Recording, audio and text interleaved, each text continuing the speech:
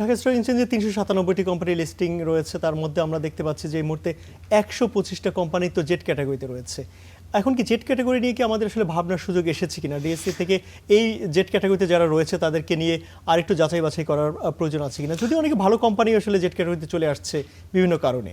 Definitely আমি মনে করি যে জেড ক্যাটাগরি যেটা আছে এটাকে আবার কিন্তু এটা রিভিউ করার একটা সময় চলে আসছে। কেন সময় চলে আসছে দেখেন আপনি, জেড গ্রুপে অনেক ভালো কোম্পানিও আছে, ওনারা হয়তো ডিভিডেন্ড দিতে পারছেন না কিংবা এজিএম করতে পারছেন না, এইসব কারণ থাকতে পারে, বাট ওনারা জেড গ্রুপের কোম্পানি না। ফর এক্সাম্পল আমি বলি, আজকে 15-20টা ব্যাংক জেড ক্যাটাগরিতে চলে গেছে বিকজ ওনারা ডিভিডেন্ড দিতে পারেন নাই।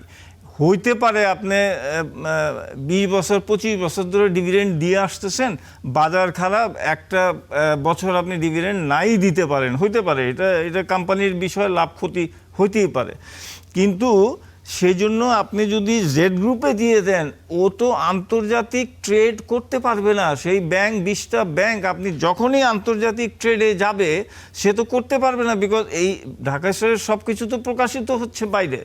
তো যখনই দেখবে একটা ব্যাংক, ভাই জেড গ্রুপের একটা ব্যাংক, একটা উইক ব্যাংক, জিরো ব্যাংক, ও তো ব্যবসা করতে পারবে না। এলসি করতে আসলে কেউ ঝুঁকি নেবে না, কোনো ব্যাংক অ্যাকসেপ্ট করবে না এলসি। সো কাজেই আমার কাছে মনে হয় সময় আসছে যে আপনি সঠিকভাবে বলেছেন যে জেড গ্রুপের বিষয়ে রিভিউ করা দরকার, এবং এটা সম্পূর্ণভাবে আমি 1 বছর প্রফিট না দিলেই আমি জেড গ্রুপে চলে যাব, কিংবা আমি এজিএম দেরিও তো হইতে পারে, হাইকোর্ট থেকে আমি পারমিশন নিয়ে এজিএম করব।